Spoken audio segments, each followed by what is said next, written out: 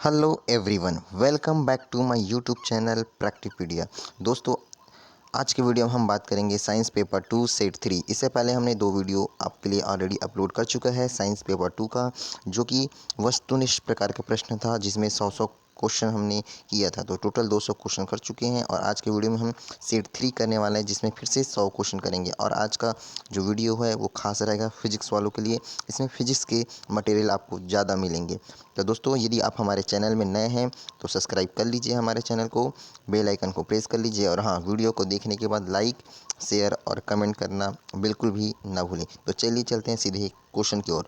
और हाँ, जो अभी सी टेट और सी जी टेट होना है उसमें इसमें से क्वेश्चन पूछा ही जाएगा। और यदि आप परीक्षा की तैयारी कर रहे हैं शिक्षक भर्ती का या कोई भी एग्ज़ाम का, तो भी ये बहुत ही महत्वपूर्ण क्वेश्चन होने वाला है, क्योंकि ये सब्जेक्ट साइंस है और साइंस क्या है, सब जगह पूछा ही जाता है। तो चलिए चलते हैं सीधे क्वेश्चन की ओर। तो प्रश्न क्रमांक 1 आपके लिए है, वस्तु से छोटा प्रतिबिंब बनाता है। वस्तु से छोटा प्रतिबिंब कौन सा दर्पण बनाता है? ऑप्शन है समतल दर्पण, अवतल दर्पण, उत्तल दर्पण और उत्तल और अवतल दर्पण। तो इसका सही आंसर हो जाएगा ऑप्शन नंबर 4, उत्तल दर्पण और अवतल दर्पण। ये वस्तु से छोटा प्रतिबिंब बनाता है। दोनों, अवतल दर्पण और उत्तल दर्पण, दोनों क्या है, वस्तु से छोटा प्रतिबिंब बनाएगा।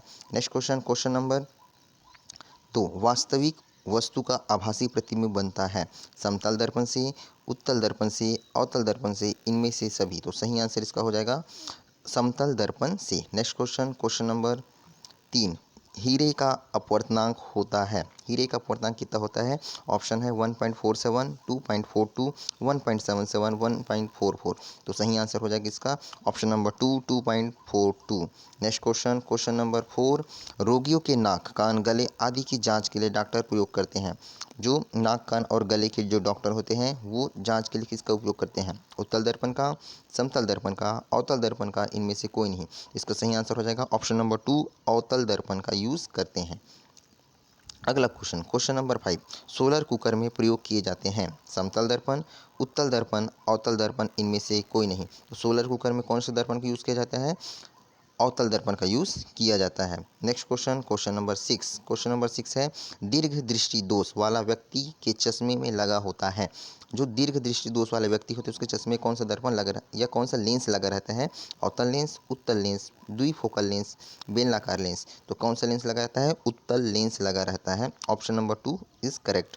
Next question, question number 7, question number 7 है, निकट दृष्टि दोष वाला व्यक्ति के चश्मे में लगा होता है। निकट दृष्टि दोष वाले व्यक्ति के चश्मे में क्या लगाता है? बेलनाकार लेंस, उत्तल लेंस, अवतल लेंस, द्विफोकल लेंस। तो क्या हो जाएगा इसका आंसर? अवतल लेंस। दूर दृष्टि के लिए उत्तल लेंस और निकट दृष्टि के लिए अवतल लेंस, याद रखिएगा। नेक्स्ट क्वेश्चन, क्वेश्चन नंबर 8, विद्युत धारा उत्पन्न करने की युक्ति को कहते हैं जनित्र, गैल्वेनोमीटर, एमीटर और मीटर। विद्युत धारा, तो क्या होगा? विद्युत धारा उत्पन्न किससे होती है? जनित्र से होती है। नेक्स्ट क्वेश्चन, क्वेश्चन नंबर 9, विद्युत चुंबक बनाने के लिए प्रायः किस पदार्थ की छड़ का उपयोग किया जाता है? इस्पात, पीतल, नरम लोहा, इनमें से कोई नहीं। तो सही आंसर इसका नरम लोहे का यूज़ किया जाता है विद्युत चुंबक बनाने के लिए। अगला क्वेश्चन, क्वेश्चन नंबर 10, मानव के वे दो महत्वपूर्ण भाग कौन है जिसमें चुंबकीय क्षेत्र का उत्पन्न होना अनिवार्य है?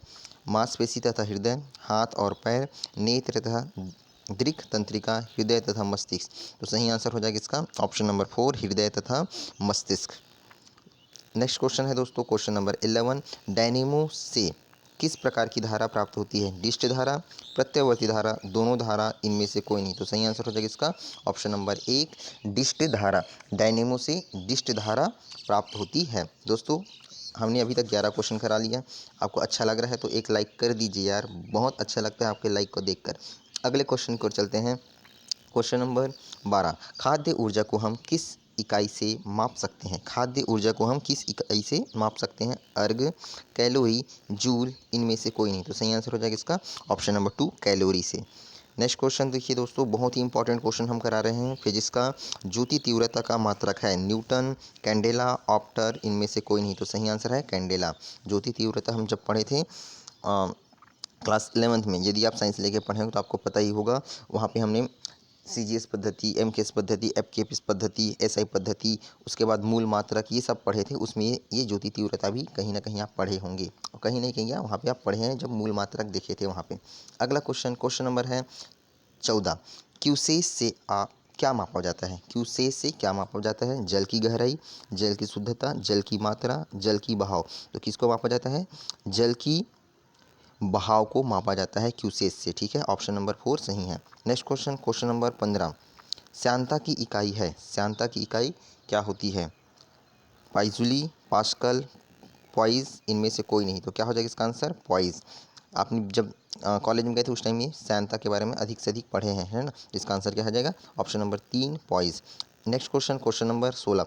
निम्नलिखित में से कौन सी एक सदिश राशि है? सदिश राशि पूछ रहे हैं। ऊर्जा, दाब, कार्य, संवेग। सदिश राशि क्या होगी? जिसकी दिशा होती है ना। तो सही आंसर हो जाएगा इसका संवेग। संवेग इससे correct answer. Next question number 17। इनमें से कौन सी अदिश राशि है? अदिश राशि कहने का मतलब जिसकी दिशा नहीं होती।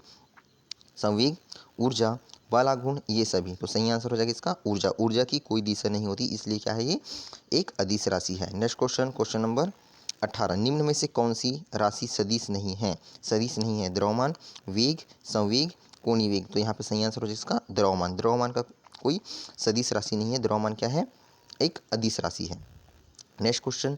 एम्पियर क्या मापने की इकाई है? पावर, प्रतिरोध, करेंट, वोल्ट। तो सही आंसर है करेंट। ठीक है, धारा को मापने के लिए एम्पियर का उपयोग किया जाता है, या एम्पियर इकाई के रूप में लिया जाता है। अगला क्वेश्चन है 20। पानी के अंदर हवा का बुलबुला किस तरह बर्ताव करता है? पानी के अंदर हवा का बुलबुला किस तरह व्यवहार करेगा? एक समतल दर्पण की तरह, समतल प्लेट की तरह, एक अवतल लेंस की तरह, उत्तल लेंस की तरह, समतल लेंस की तरह। तो किसकी तरह करेगा? एक अवतल लेंस की तरह व्यवहार करता है अंदर में, है ना। अगर बाहर में देखेंगे तो वो उत्तल लेंस हो जाएगा। ठीक है, पानी के अंदर वो रहा है तो क्या हो जाएगा? ये अवतल लेंस। Next question number 21। दूध को मथने से क्रीम के अलग हो जाने के क्या कारण है? दूध को जब हम क्या करते हैं? मथते हैं तो क्रीम अलग हो जाता है, उसके क्या कारण है? अब केंद्रीय बल के कारण, घर्षण बल के कारण, गुरुत्व के कारण, श्यान के कारण। तो क्या हो जाएगा इसका आंसर? ऑप्शन नंबर 1 अब केंद्रीय बल के कारण। ठीक है, अब केंद्रीय बल के कारण क्रीम क्या होता है? अलग हो जाता है। Next question number 22। ध्वनि की वह विशेषता जो एक मादा ध्वनि को नर ध्वनि से भिन्न करती है क्या कहलाती है? गुणता, तारतव्य, प्रावस्था, प्रबलता। तो सही आंसर हो जाएगा इसका ऑप्शन नंबर 2 तारतव्य। ठीक है, नेक्स्ट क्वेश्चन नंबर 23। निम्नलिखित में से किसका ध्वनि के वेग पर कोई प्रभाव नहीं पड़ता? आर्द्रता, दाब, तापमान, घनत्व। तो सही आंसर हो जाएगा इसका ऑप्शन नंबर 2 दाब। अगला क्वेश्चन है दोस्तों, ध्वनि तरंगों में निम्न में से कौन सी घटना घटित नहीं हो सकती? व्यतिकरण की घटना, परावर्तन की घटना, विवर्तन की घटना और घूर्णन की घटना। तो क्या हो जाएगा इसका आंसर? सही आंसर है ऑप्शन नंबर 4 घूर्णन, ध्रुवन। ठीक है, ध्रुवन की घटना नहीं होती ध्वनि तरंगों में। आगे देखिए, 20 हर्ट्ज से 2000 हर्ट्ज की आवृत्ति वाली ध्वनि को क्या कहते हैं? पराश्राविक, अश्राविकी, श्रव्य ध्वनियाँ और मेगासोनिक्स। तो सही आंसर हो जाएगा इसका श्रव्य ध्वनि, क्योंकि 20 से हर्ट्ज से लेकर 20,000 हर्ट्ज तक की जो आवृत्ति की जो ध्वनि होती है उसे हम सुन सकते हैं। ठीक है, इसलिए इसको श्रव्य ध्वनि कहते हैं। अगला क्वेश्चन है क्वेश्चन नंबर 26। चमगादड़ की ध्वनि कैसी होती है? अपश्रव्य, श्रव्य, अध्वनिक, पराश्रव्य। तो सही आंसर हो जाएगा इसका ऑप्शन नंबर 4 पराश्रव्य होती है। Next question number 27। सेकंड लोला का आवर्तकाल होता है। सेकंड लोला का आवर्तकाल क्या होगा? 1 सेकंड, 2 सेकंड, 0.5 सेकंड और 1.5 सेकंड। तो सही आंसर हो जाएगा इसका 2 सेकंड। Next question number 28। कृत्रिम उपग्रह के अंदर व्यक्ति भारहीनता का अनुभव करता है क्योंकि पृथ्वी के आकर्षण का बल उस स्थान पर शून्य होता है। चंद्रमा के आकर्षण बल के द्वारा संतुलित होता है। अभिकेंद्र बल के समान होता है। उपकेंद्र उपग्रह के विशेष डिजाइन के कारण प्रभावहीन होता है। तो सही आंसर हो जाएगा इसका ऑप्शन नंबर 1 उस स्थान पर शून्य होता है। नेक्स्ट क्वेश्चन दोस्तों, क्वेश्चन आपके लिए 29 है। चंद्रमा पर कोई अंतरिक्ष यात्री नली की सहायता से नींबू का शरबत क्यों पी नहीं सकता? ठीक है, बहुत ही बढ़िया क्वेश्चन है। इस टाइप से क्वेश्चन पूछा जाता है। चंद्रमा में कोई अंतरिक्ष यात्री या कोई भी व्यक्ति जो गया है वो एक पाइप से नींबू का शरबत क्यों नहीं पी सकता? इसका कारण है ऑप्शन देख लीजिए, चंद्रमा पर घनत्व के कारण त्वरण कम हो जाता है, चंद्रमा पर नींबू के शरबत का त्वरित वाष्पीकरण हो जाता है, चंद्रमा पर कोई वायुमंडल नहीं है, उपरोक्त में से कोई नहीं। तो सही आंसर हो जाएगा चंद्रमा पर कोई वायुमंडल नहीं है, इस कारण हम नींबू या कोई भी शरबत को हम नहीं पी सकते पाइप के द्वारा। आगे क्वेश्चन नंबर है 30। बरसात के दिन जल पर छोटी तैलियों परतों में चमकीले रंग दिखाई देती है, यह किसके कारण है? प्रकीर्णन के कारण, परिक्षेपण के कारण, अपवर्तन के कारण और ध्रुवण के कारण। तो सही आंसर हो जाएगा इसका ऑप्शन नंबर 2, परिक्षेपण के कारण। Next question, question number 31। इंद्रधनुष की रचना किससे होती है? जल की बूंदों द्वारा सूर्य के प्रकाश के अवशोषण से, जल की बूंदों में से सूर्य के प्रकाश के विसरण से, जल की बूंदों द्वारा सूर्य के प्रकाश के अपवर्तन और परावर्तन से, जल की बूंदों के आयनन से। तो सही आंसर हो जाएगा इसका ऑप्शन नंबर 3, जल की बूंदों द्वारा सूर्य के प्रकाश के अपवर्तन और परावर्तन के। जब हमने इंद्रधनुष की परिभाषा भी पढ़ा था, वर्षा के समय या वर्षा के बाद जब प्रेक्षक अपनी पीठ को सूर्य के विपरीत दिशा में करता है तो उसे एक चाप के समान आकृति दिखाई देती है, जिसमें 7 कलर होते हैं। बैजानी हपीनाला आपने पढ़ा ही होगा, वहाँ पे हम इसको और अच्छे से अध्ययन करेंगे। तो दोस्तों, आपने हमारे चैनल को सब्सक्राइब नहीं किया तो सब्सक्राइब कर लीजिए, क्योंकि हम MCQ के साथ साथ आपको जो बेसिक नॉलेज है वो भी देंगे। अगला क्वेश्चन है क्वेश्चन नंबर 32। यातायात सिग्नल में लाल प्रकाश प्रयुक्त तो किया जाता है क्योंकि लाल प्रकाश सबसे कम परिक्षेपित होता है, खून का रंग लाल है, प्राणी लाल रंग की पहचान कर सकते हैं, लाल खतरे का प्रतीक है। तो सही आंसर हो जाएगा लाल प्रकाश सबसे कम परिक्षेपित होता है। परिक्षेपित होता है मतलब फैलता है, ठीक है। जैसे मैंने बताया बैजानी हपीनाला, उसमें क्या होता है, जो बैगनी रंग है वो सबसे ज़्यादा फैलता है, तो वो दूर से उतना अच्छे से दिखाई नहीं देता, लेकिन जो लाल कलर है वो सबसे ज़्यादा फैलता नहीं है, सबसे कम फैलता है, वो एक जगह रहता है और दूर से भी वो दिखाई देता है, इसलिए लाल रंग का उपयोग किया जाता है। उसके बाद है क्वेश्चन नंबर 33। देल्ही आवृत्ति कैसी आवृत्ति है?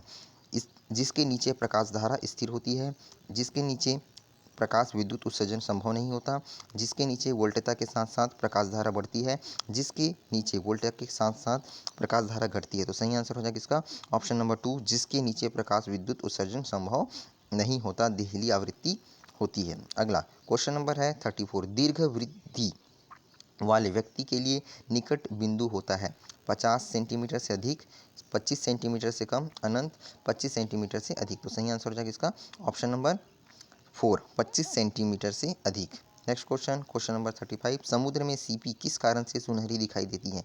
जो सीप होता है समुद्र में किस कारण से सुनहरी दिखाई देता है? ऑप्शन है परिक्षेपण, परावर्तन, विवर्तन, ध्रुवण। तो सही आंसर हो जाएगा विवर्तन के कारण। अगला क्वेश्चन है क्वेश्चन नंबर 36।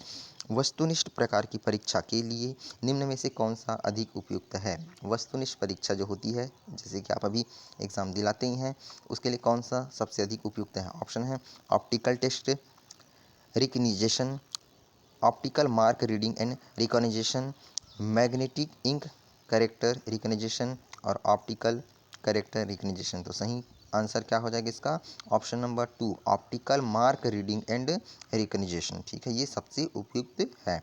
अगला क्वेश्चन है क्वेश्चन नंबर 37। मोटर कार में हेडलाइट की चौंध को हटाने के लिए पोलराइड प्रयुक्त किए जाते हैं, पतली परतें प्रयुक्त की जाती है, फिल्टर प्रयुक्त किए जाते हैं, कांच के प्रिज्म प्रयुक्त किए जाते हैं। सही आंसर हो जाएगा इसका ऑप्शन नंबर 1, पोलराइड प्रयुक्त किए जाते हैं। नेक्स्ट क्वेश्चन है क्वेश्चन नंबर 38। चंद्र सतह पर एक प्रेक्षक को दिन के समय आकाश दिखाई देगा, हल्का पीला, नीला, काला, नारंगी। तो क्या दिखाई देगा? काला, ठीक है। अगला क्वेश्चन है ग्रह किस प्रकाशीय परिघटना के कारण लगते हैं? ग्रहण, ठीक है, चंद्र ग्रहण, सूर्य ग्रहण आपने पढ़ा है ना या देखा भी है, वो किस कारण से लगता है? अपवर्तन के कारण, ऋजुरेखी संचलन के कारण, परावर्तन के कारण और विवर्तन के कारण। तो सही आंसर हो जाएगा इसका विवर्तन के कारण, ऑप्शन नंबर 4। नेक्स्ट क्वेश्चन है क्वेश्चन नंबर 40। यदि पदार्थ के द्रव्यमान और वेग को उसके परिणाम से दोगुना कर दिया जाए तो गतिज ऊर्जा कितनी होगी? 8 गुनी हो जाएगी, 2 गुनी हो जाएगी, 4 गुनी हो जाएगी, 16 गुनी हो जाएगी। तो सही आंसर हो जाएगा इसका ऑप्शन नंबर 1, 8 गुनी हो जाएगी। नेक्स्ट क्वेश्चन है क्वेश्चन नंबर 41। क्वथनांक से पहले वाष्प बनने की क्रिया हिमीकरण, संघनन, वाष्पीकरण कोई नहीं। तो सही आंसर है इसका वाष्पीकरण। अगला क्वेश्चन, क्वेश्चन नंबर 42। ठोस कपूर से कपूर वाष्प बनाने की क्रिया ऊर्ध्वपातन, वाष्पीकरण, संघनन, संवहन। तो सही आंसर हो जाएगा इसका ऑप्शन नंबर 1, ऊर्ध्वपातन। ठोस कपूर से कपूर वाष्प बनाने की जो क्रिया है वो क्या कहलाती है? ऊर्ध्वपातन कहलाती है। अगला क्वेश्चन है, पहाड़ों पर पानी उबलता है। पहाड़ में जो पानी है कितने डिग्री पर उबलता है? 100 डिग्री से अधिक पर, 100 डिग्री से कम पर, 100 डिग्री पर, कोई नहीं। तो सही आंसर हो जाएगा ऑप्शन नंबर 2, 100 डिग्री से कम पर भी पहाड़ में पानी उबल जाता है। लेकिन नॉर्मल जो पानी है वो 100 डिग्री सेल्सियस के ऊपर जाएगा तभी उबलता है। लेकिन यहाँ पे क्या हो जाएगा, 100 डिग्री सेल्सियस से कम है तो भी पानी उबल सकता है। कहाँ पे? पहाड़ पे। अगला क्वेश्चन है क्वेश्चन नंबर 44, उबलते जल की अपेक्षा वाष्प से ज़्यादा जलन होती है। भाप शरीर में पहुँच जाती है, भाप में अधिक मारक क्षमता होती है, भाप हल्की होती है, भाप उष्ण गुप्त ऊष्मा होती है। तो सही आंसर हो जाएगा इसका, भाप में गुप्त ऊष्मा होती है। जैसे हम आग के पास अगर हाथ को ले जाएंगे तो वो उतना ज़्यादा जलन नहीं करे, लेकिन अगर हम भाप के पास ले जाते हैं तो एकदम जलन करता है। क्यों? क्योंकि भाप में क्या होती है, गुप्त ऊष्मा होती है और हमारे शरीर के अंदर घुस जाती है, इसलिए। अगला क्वेश्चन है क्वेश्चन नंबर 45, ऊष्मागतिकी का प्रथम नियम किस अवधारणा पर आधारित है? कार्य संरक्षण, ताप संरक्षण, ऊर्जा संरक्षण, तीनों। तो सही आंसर है ऊर्जा संरक्षण का नियम पर। ठीक है। नेक्स्ट क्वेश्चन है क्वेश्चन नंबर 46, प्रकाश तरंग किस प्रकार की तरंग है? अनुदैर्ध्य तरंग है, अनुदैर्ध्य व अनुप्रस्थ तरंग है, अनुप्रस्थ तरंग है, विद्युत चुंबकीय तरंग है। तो प्रकाश तरंग जो है वो है अनुदैर्ध्य और अनुप्रस्थ दोनों प्रकार के तरंग होती है। अगला क्वेश्चन है क्वेश्चन नंबर 47, प्रकाश की प्रकृति कैसी है? तरंग व कण के समान, केवल तरंग के समान, केवल कण के समान, तरंग व केवल दोनों असमान। तो सही आंसर हो जाएगा इसका ऑप्शन नंबर 1, तरंग व कण के समान प्रकाश की प्रवृत्ति होती है। अगला क्वेश्चन है, चंद्र ग्रहण घटित होता है अमावस्या के दिन, अर्धचंद्र के दिन, पूर्णिमा के दिन और अमावस्या व पूर्णिमा दोनों के दिन। तो किस सही आंसर हो जाएगा इसका पूर्णिमा के दिन। ठीक है, पूर्णिमा के दिन क्या होता है? चंद्र ग्रहण होता है। अगला क्वेश्चन क्वेश्चन नंबर 49, एक समतल दर्पण पर आपतित किरण 60 का कोण बनाए तो परावर्तन कोण होगा? क्या होगा? 60 अंश का बना रहे तो परावर्तन कोण भी 60 अंश का होगा। हमने क्लास 10th में पढ़ा है इसको। ठीक है, परावर्तन अपवर्तन के नियम। यदि प्रकाश का आपतन कोण 90 है और अपवर्तन के बाद 30 है तो माध्यम का अपवर्तीय सूचक है 1.5, 2.5, 1.25, 3। तो सही आंसर हो जाएगा इसका ऑप्शन नंबर 1.5। अब ये कैसे है, इसके लिए मुझे आपके लिए अलग से वीडियो बनाना पड़ेगा, क्योंकि ये न्यूमेरिकल क्वेश्चन है, इसको सॉल्व करके आपको दिखाना पड़ेगा। अभी के लिए 1.5 आप याद रखिए। Next question question number 51। दोस्तों हमने अभी तक 50 क्वेश्चन कर लिया है और अभी तक आपने हमारे चैनल को सब्सक्राइब नहीं किया है तो सब्सक्राइब कर लीजिए और लाइक तो कर दीजिए यार एक। नेक्स्ट क्वेश्चन है क्वेश्चन नंबर 51। क्वेश्चन नंबर 51 है, पूर्ण आंतरिक परावर्तन होता है जब प्रकाश जाता है। ऑप्शन है जल से कांच में, हीरे से कांच में, वायु से कांच में, कांच से कांच में। तो सही आंसर हो जाएगा इसका हीरे से कांच में जब जाता है तो पूर्ण आंतरिक परावर्तन होता है। मृग मरीचिका का उदाहरण है अपवर्तन का, विक्षेपण का, पूर्ण आंतरिक परावर्तन का, विवर्तन का। तो सही आंसर हो जाएगा इसका पूर्ण आंतरिक परावर्तन का। नेक्स्ट क्वेश्चन है इंडोस्कोपी आधारित है विवर्तन पर, पूर्ण आंतरिक परावर्तन पर, घूर्णन पर, व्यतिकरण पर। तो सही आंसर हो जाएगा इसका ऑप्शन नंबर 2, पूर्ण आंतरिक परावर्तन पर। नेक्स्ट क्वेश्चन है, इंद्रधनुष किसके कारण होता है? अपवर्तन के कारण, परावर्तन कारण, प्रकीर्णन कारण, अपवर्तन और परावर्तन कारण। तो सही आंसर हो जाएगा इसका ऑप्शन नंबर 4, अपवर्तन और परावर्तन के कारण। नेक्स्ट क्वेश्चन है क्वेश्चन नंबर 55, आकाश का रंग नीला दिखाई देता है क्यों? विवर्तन से, व्यतिकरण से, प्रकीर्णन से, परावर्तन से। तो किससे हो जाता है? प्रकीर्णन से होता है आकाश का रंग नीला। नेक्स्ट क्वेश्चन क्वेश्चन नंबर 56, वायुमंडल में प्रकाश के विसरण का कारण है कार्बन डाइऑक्साइड, हीलियम, जलवाष्प, धूलकण। तो सही आंसर हो जाएगा इसका धूलकण। नेक्स्ट क्वेश्चन क्वेश्चन नंबर 57, अस्त होते समय सूर्य लाल होता है क्यों? परावर्तन के कारण, प्रकीर्णन के कारण, अपवर्तन के कारण, विवर्तन के कारण। तो सही आंसर हो जाएगा इसका ऑप्शन नंबर 2, प्रकीर्णन के कारण सूर्य अस्त के समय हमें लाल रंग दिखाई देता है।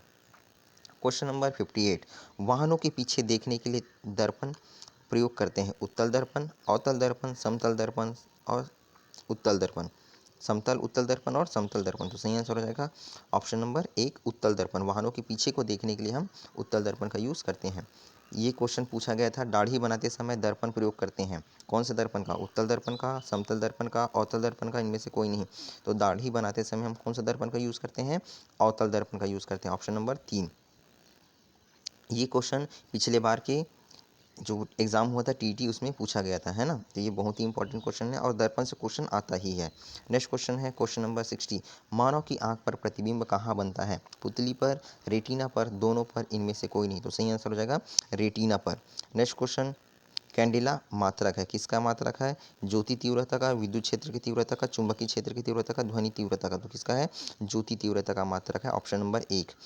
नेक्स्ट क्वेश्चन है क्वेश्चन नंबर 62। निम्नलिखित में सदिश राशि है? द्रव्यमान, कार्य, वेग, दाब। तो वेग क्या है? एक सदिश राशि है, जिसकी दिशा होती है वो सदिश राशि होती है। तो वेग में दिशा होती है, बाकी में दिशा नहीं होती।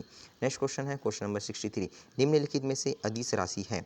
विस्थापन, ऊर्जा, बल, त्वरण। तो यहाँ पे सही आंसर हो जाएगा ऊर्जा। ऊर्जा एक अदिश राशि है। नेक्स्ट क्वेश्चन, एक पिंड अचर चाल से गतिमान है जिसमें त्वरण संभव है? ऋजुरेखी गति, परवलयाकार गति, वृत्तीय गति, कभी नहीं या कुछ भी नहीं। तो सही आंसर हो जाएगा इसका ऑप्शन नंबर 3, वृत्तीय गति में। Next question question number 65। एक कण एक समान चाल से वृत्ताकार पथ पर चक्कर लगाता है, कण का त्वरण कैसा होगा? वृत्त की परिधि के अनुदिश, स्पर्श रेखा के अनुदिश, शून्य, त्रिज्या के अनुदिश। तो सही आंसर हो जाएगा त्रिज्या के अनुदिश। नेक्स्ट क्वेश्चन है क्वेश्चन नंबर 66। घूर्णन करती एक मेज पर अचानक एक लड़का आकर बैठ जाता है, निम्न में से संरक्षित होगा? क्या संरक्षित होगा?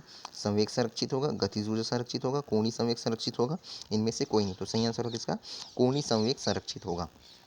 अगला क्वेश्चन नंबर 67। भौतिक राशि जिसमें संक्षारण पर केपलर का द्वितीय नियम आधारित है वह है? ऊर्जा, कोणीय संवेग, रेखीय संवेग, द्रव्यमान। तो सही आंसर हो जाएगा इसका ऑप्शन नंबर 2, कोणीय संवेग।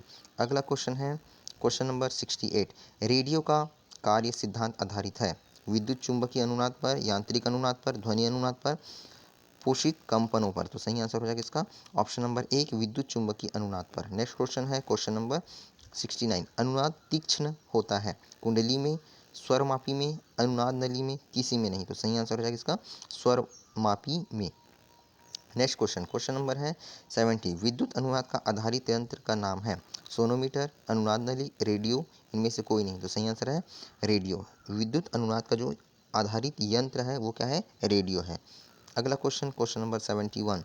निम्न कण एक ही गतिज ऊर्जा के साथ चल रहे हैं, इसमें से सबसे अधिक संवेग किसका है? इलेक्ट्रॉन का, कण का, न्यूट्रॉन का, प्रोटॉन का। तो सही आंसर हो जाएगा इसका ऑप्शन नंबर 2, कण का। Next question question number 72।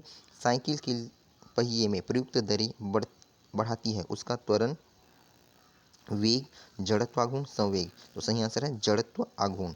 Next question है क्वेश्चन नंबर 73। घड़ी के स्प्रिंग में भंडारित ऊर्जा गतिज ऊर्जा, स्थितिज ऊर्जा, उष्मीय ऊर्जा और रासायनिक ऊर्जा। तो क्वेश्चन यहाँ पे समझ लीजिए, घड़ी का जो स्प्रिंग होता है उसमें जो ऊर्जा होती है भंडारित, मतलब ऊर्जा वहाँ पे रहती है, वो कौन सी ऊर्जा रहती है? तो सही आंसर हो जाएगा इसका स्थितिज ऊर्जा होती है। ठीक है, कौन सी ऊर्जा होती है? स्थितिज ऊर्जा। Next question question number 74। निम्नलिखित में से केवल अदिश मात्रक को चुनिए। अदिश मात्रक इसमें से कौन है? तो अदिश क्या होता है? ऊर्जा होता है ना, इसको मैं बार बार नहीं बता रहा हूँ। अदिश क्या होती है?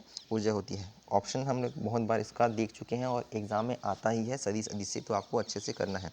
अगला क्वेश्चन है क्वेश्चन नंबर 75। 75 देखिए, किसी धातु को चालक सामग्री के रूप में प्रयोग करने के लिए निम्न में से कौन सी कसौटी अपनाई जाती है? न्यून ऊष्मा चालकता, न्यून विद्युत चालकता, अधिक विशिष्ट चालकता, अधिक ऊष्मा चालकता। तो सही आंसर हो जाएगा इसका ऑप्शन नंबर 3, अधिक विशिष्ट ऊष्मा। नेक्स्ट क्वेश्चन है 76। ठीक 0 सेल्सियस पर कटोरे में रखे बर्फ और पानी में क्या परिवर्तन आएगा? सारी बर्फ पिघल जाएगी, सारा पानी बर्फ बन जाएगा, थोड़ी सी बर्फ पिघल जाएगी, कोई परिवर्तन नहीं। तो क्या होगा इसमें? ऑप्शन नंबर 4, कोई परिवर्तन नहीं होगा। ठीक शून्य में है तो कोई चेंजेस नहीं होगा। ठीक है, अगर शून्य से नीचे जाता है तब बात कुछ बनेगी, है ना। नेक्स्ट क्वेश्चन है क्वेश्चन नंबर 77। थर्मामीटर में आमतौर पर पारे में प्रयोग किया जाता है क्योंकि थर्मामीटर में आमतौर पर पारे का प्रयोग करते हैं। थर्मामीटर जो होता है उसमें पारा लगा रहता है, क्यों? उच्च तरलता होती है, उच्च चालकता होती है, उच्च सघनता होती है, उच्च विशिष्ट ऊष्मा होती है। तो सही आंसर हो जाएगा इसका उच्च चालकता होती है। अगला क्वेश्चन है 78। तप्त जलों के थैलों में जल का प्रयोग किया जाता है क्योंकि इसमें विशिष्ट ऊष्मा अधिक होती है, यह सरलता से मिल जाती है, यह सस्ता और हानिकारक नहीं है, जल को गर्म करना आसान। तो सही आंसर हो जाएगा इसका ऑप्शन नंबर 1, इसकी विशिष्ट ऊष्मा अधिक होती है। Next question question number 79। शरीर की कैलोरी आवश्यकता गर्मी की अपेक्षा सर्दियों में बढ़ जाती है क्योंकि अधिक कैलोरी आवश्यक है। गिरते बालों की क्षतिपूर्ति के लिए, अधिक प्रोटीन को भंग करने के लिए, शरीर का ताप बढ़ाए रखने के लिए, शरीर की अधिक वसा बनाए रखने के लिए। तो सही आंसर हो जाएगा शरीर का ताप बनाए रखने के लिए। नेक्स्ट क्वेश्चन है क्वेश्चन नंबर 80। रेफ्रिजरेटर खाद्य पदार्थ को खराब होने से बचाता है क्योंकि इसमें न्यून तापमान का रोगाणु मर जाता है, इसमें न्यून तापमान का जीवाणु व फफूंदी निष्क्रिय होते हैं, इसमें न्यून तापमान पर रोगाणु जम जाते हैं, यह पदार्थ को रोगाणु रहित रखते हैं। तो सही आंसर हो जाएगा ये इसका न्यून तापमान पर जीवाणु और फफूंदी निष्क्रिय हो जाते हैं। ठीक है, क्योंकि वहाँ पे टेम्परेचर कम रहता है रेफ्रिजरेटर में, फ्रिज में, इसलिए वहाँ पे जो जीवाणु और फफूंद है वो मर जाते हैं और खाना जैसे का तैसा रहता है। अगला क्वेश्चन, वास्तविक वस्तु का आभासी प्रतिबिंब बनता है गोली दर्पण से, उत्तल दर्पण से, अवतल दर्पण से, समतल दर्पण से। तो सही आंसर हो जाएगा इसका ऑप्शन नंबर 4 समतल दर्पण से। वास्तविक वस्तु का आभासी प्रतिबिंब कहाँ बनेगा? समतल दर्पण में बनेगा। नेक्स्ट क्वेश्चन, वास्तविक वस्तु का हमेशा सीधा प्रतिबिंब बनाने का वाला दर्पण है समतल उत्तल, समतल उत्तल अवतल, समतल अवतल, उत्तल अवतल। तो सही आंसर हो जाएगा समतल उत्तल।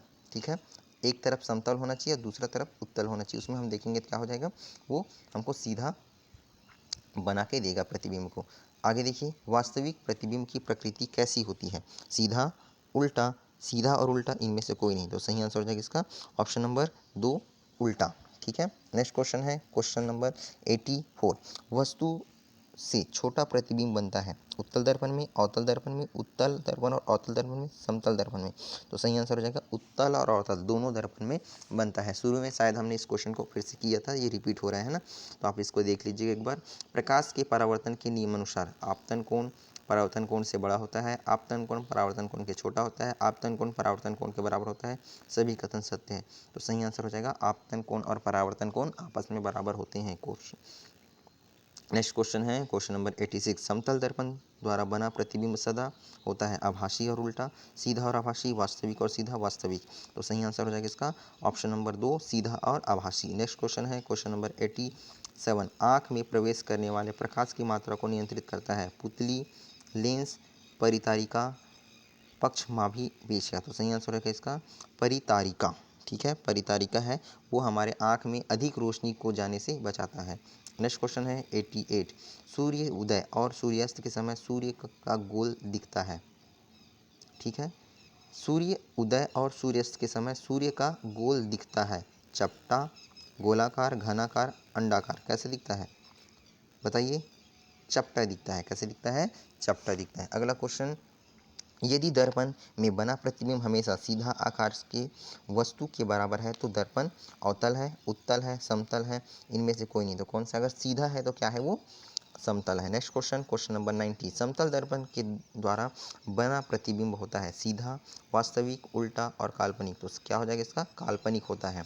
नेक्स्ट क्वेश्चन है क्वेश्चन नंबर 91। ऊर्जा के सभी रूपों के अनंत स्रोत किसे माना जाता है? कोयला, सूर्य, परमाणु, जल। तो सही आंसर है इसका सूर्य।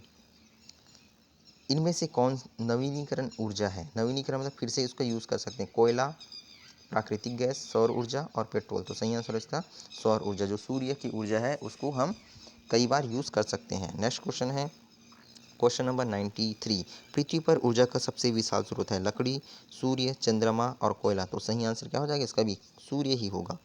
नेक्स्ट क्वेश्चन है, डेनमार्क को कहा जाता है, डेनमार्क को क्या कहा जाता है? जल विद्युत देश, विद्युत का देश, खनिज पदार्थ का देश, पवनों का देश। तो सही आंसर हो जाएगा इसका पवनों का देश। ठीक है, हवा का देश। डेनमार्क को पवनों का देश कहा जाता है। अगला क्वेश्चन है, सौर सेल बनाने के लिए किस धातु का उपयोग किया जाता है? स्टील, अभ्रक, सिलिकॉन, सीसा। तो किसका यूज़ किया जाता है? सिलिकॉन का। 96। सौर सेल सौर ऊर्जा को किस ऊर्जा में रूपांतरित करती है? ताप ऊर्जा में, गतिज ऊर्जा में, यांत्रिक ऊर्जा में, विद्युत ऊर्जा में। तो सही आंसर है इसका ऑप्शन नंबर 4 विद्युत ऊर्जा में। नेक्स्ट क्वेश्चन है 97। निम्न में से किसका उपयोग खाना बनाने ईंधन के रूप में नहीं किया जाता? एलपीजी, सीएनजी, बायोगैस, कोयला। तो सीएनजी का यूज़ नहीं किया जाता क्योंकि यह हानिकारक है। ठीक है, अगला क्वेश्चन है, प्रकाश संश्लेषी अंगक इनमें से कौन सा है? हरित लवक, स्टोमेटा, जड़, पत्ती। तो सही आंसर हो जाएगा ऑप्शन नंबर 1 हरित लवक। नेक्स्ट क्वेश्चन है क्वेश्चन नंबर 99। कार्य का मात्रक है, कार्य का मात्रक चलिए बताइए क्या होता है? बताइए, वाट, न्यूटन, जूल, एम्पियर। तो क्या होगा? कार्य का मात्रक जूल होता है। ये लास्ट क्वेश्चन है दोस्तों। इस तरह से हम क्वेश्चन आपके लिए लेके आते रहेंगे। ये वीडियो आपको कैसा लगा है? अच्छा लगा है तो लाइक करिए और कमेंट करिए कि आपको अगला वीडियो कौन से टॉपिक से चाहिए, विज्ञान से ही चाहिए कंटिन्यू या किसी और सब्जेक्ट से, तो बताइएगा। और आपने हमारे चैनल को सब्सक्राइब नहीं किया है, नए हैं तो सब्सक्राइब जरूर करें। लास्ट क्वेश्चन देखते हैं। प्रकाश वर्ष इकाई है समय की, दूरी की, द्रव्यमान की, इनमें से कोई नहीं। तो सही आंसर हो जाएगा दूरी का। ठीक है, दूरी को हम प्रकाश वर्ष से नापते हैं। ठीक है, तो दोस्तों मिलते हैं अगले वीडियो में। तब तक के लिए जय हिंद, जय भारत, जय छत्तीसगढ़।